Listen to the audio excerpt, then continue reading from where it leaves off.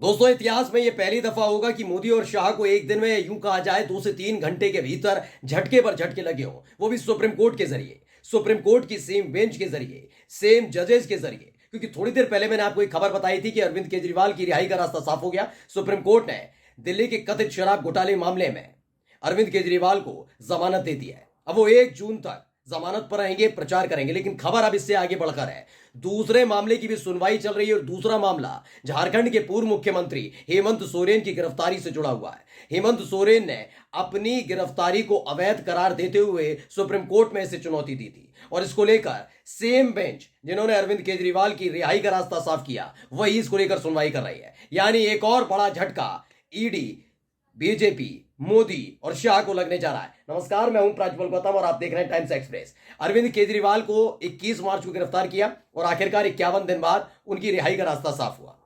तमाम तरह के तर्क दिए गए, बस पुरजोर कोशिश ईडी की यह थी कि आका को, जो पहले से ही परेशान चल रहे हैं 3 चरणों के चुनाव में, अरविंद केजरीवाल की रिहाई होने की वजह से, यानी जमानत पर बाहर आने की वजह से कहीं ऐसे हालात पैदा ना हो जाएं कि 4 चरण में बेड़ा गर्क हो जाए। इसलिए तमाम तर्क दिए, मुख्यमंत्री हैं, बाहर आए, छेड़खानी, मतलब बहुत सारे तर्क। सुप्रीम कोर्ट ने इन तमाम चीजों को लेकर पहले ही साफ कर दिया कि ऐसा कुछ नहीं होने जा रहा। और तो और अपनी आदेश में साफ साफ कह दिया, खोलकर प्रचार करिए। यानी इन 4 चरणों में बड़ा बड़ी मुसीबत मोदी, शाह और बीजेपी टूटने वाली है। लेकिन अब मैं आपको खबर दिखाने जा रहा हूं। खबर पहले मैं दिखाऊंगा लाइव लॉ की क्या खबर छपी हुई है। देखिए, लाइव लॉ ने खबर छापी है, Supreme Court to hear today former Jharkhand CM Hemant Soren's petition challenging his arrest by the ED। बताया गया सुप्रीम कोर्ट आज झारखंड के पूर्व मुख्यमंत्री हेमंत सोरेन की याचिका पर सुनवाई करेगा, जो ईडी की तरफ से जिन्हें गिरफ्तार किया गया था। उन्होंने चैलेंज किया है, a bench of justice Sanjiv Khanna and the Dipankar Datta will hear the matter. ये वही हैं, जस्टिस संजीव खन्ना और दीपांकर दत्ता जस्टिस, ये दोनों वही हैं जिन्होंने अभी थोड़ी देर पहले अरविंद केजरीवाल को जमानत दी है। अब यही हेमंत सोरेन के मामले की सुनवाई करने जा रहे हैं। मतलब एक बहुत बड़ा मसला है ये कि कैसे एक एक कर मुसीबत बढ़ती जा रही है। मतलब सोचिए कितनी मेहनत करते हैं, दिन रात नई नई कहानियां गढ़ना, नए नए आरोप लगा लेना, बिना सबूतों के गिरफ्तार कर लेना, अपनी साख की, अपनी छवि की कोई परवाह ना करना ईडी के अधिकारियों की तरफ से, अपने आका के कहने पर तुरंत गिरफ्तारी करा लेना। और एक झटके में क्या हो रहा है, सुप्रीम कोर्ट कहता है क्या तमाशा है भाई, रिहा करो, जाने दीजिए। जमानत पर बाहर आ गए, अरविंद केजरीवाल बाहर आ गए, अब आने जा रहे हैं हेमंत सोरेन। पहले मैं आपको सुनाने जा रहा हूं एक बहुत महत्वपूर्ण बयान, उस बयान को सुनिए और समझिए। यह बयान किसी और का नहीं, बीजेपी के राष्ट्रीय अध्यक्ष जेपी नड्डा साहब का है। क्योंकि उन्हें बड़ी चिंता खाई जा रही थी कि इंडिया अलायंस की जहां जहां चुनावी सभा होती है वहां पर 2 कुर्सियां खाली रहती हैं। एक कुर्सी खाली रहती है हेमंत सोरेन की, एक कुर्सी खाली रहती है अरविंद केजरीवाल की। देखिए, जेपी नड्डा की इस मुसीबत को सुप्रीम कोर्ट खत्म करने जा रहा है। एक तो खत्म हो गई, अरविंद केजरीवाल नजर आएंगे, अब हेमंत सोरेन भी नजर आएंगे। पहले जेपी नड्डा को सुनिए। मुझे हंसी आती है, इनकी रैली में, एक घमंडिया गठबंधन में 2 कुर्सियां खाली रखी जाती हैं। एक पे लिखा होता अरविंद केजरीवाल, एक पे लिखा होता हेमंत सोरेन, और ये दोनों ही मुख्यमंत्री जेल में हैं। यानी घमंडिया गठबंधन में जो बैठे हैं वो बेल पर हैं और जो खाली हैं वो जेल में हैं। तो सुना आपने, जेपी नड्डा बड़े परेशान हो रहे थे कि बड़ा जबरदस्त है, कुछ बेल पर है, कुछ जेल में है, तो वो तो होगा ही होगा। ईडी, सीबीआई और इनकम टैक्स का गलत इस्तेमाल करोगे, वो तो खोल गया ना इलेक्टोरल बॉन्ड में। आपने नेताओं को छोड़ो, आपने देश की कंपनियों को नहीं छोड़ा, पहले छापेमारी फिर चंदा ले लिया, ये काम किया। तो चिंता खाई जा रही थी नड्डा साहब को कि अरविंद केजरीवाल बाहर नहीं है। अब मुझे लग रहा है कि इनको पहले बुलाया जाएगा। भाई, तुमसे किसने कहा था चुनावी मंच से ऐसे भाषण देने का? बैठ गई सरस्वती, बैठ गई नहीं बैठ गई सरस्वती, आ गए अरविंद केजरीवाल बाहर। फटकार, मुझे लगता है फटकार पड़ेगी नड्डा साहब को, क्योंकि ये बर्दाश्त नहीं कर पाएंगे मोदी और शाह। कि फिलहाल खबर क्या है, खबर यह है कि हेमंत सोरेन को लेकर अब सुनवाई चल रही है, जिसको अब कपिल सिब्बल सामने रख रहे हैं।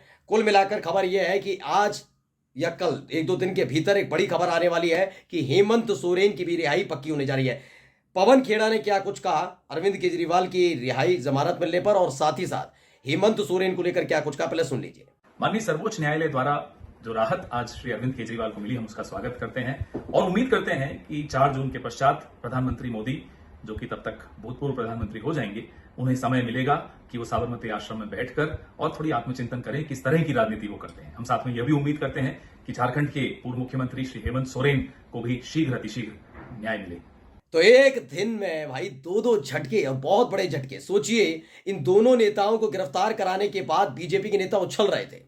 झारखंड जैसे ही हेमंत सोरेन गिरफ्तार हुए, झारखंड में क्या कुछ खेल किया जा रहा था याद है ना आपको। सरकार गिराने के लिए पूरी फौज लगा दी गई थी। संवैधानिक संस्था पर बैठे हुए राज्यपाल महोदय भी तकरीबन 48 से 72 घंटे तक खामोश हो गए थे, मिल ही नहीं रहे थे। चंपई सोरेन याद है, जिनको विधायक दल का नेता चुना, वो पहुंचे थे नहीं, क्योंकि इनको झारखंड में सरकार बनानी थी लोकसभा चुनाव से ठीक पहले, लेकिन वो मंसूबा कामयाब नहीं हो पाया। फिर उसके बाद दूसरी चालें चली गई, पार्टियां तोड़ी गई, पार्टी तोड़ी गई, परिवार तोड़ने का प्रयास किया गया, तोड़ भी लिया गया। खैर, हेमंत सोरेन के परिवार में सेंध लगाई, लेकिन कर कुछ नहीं पाए।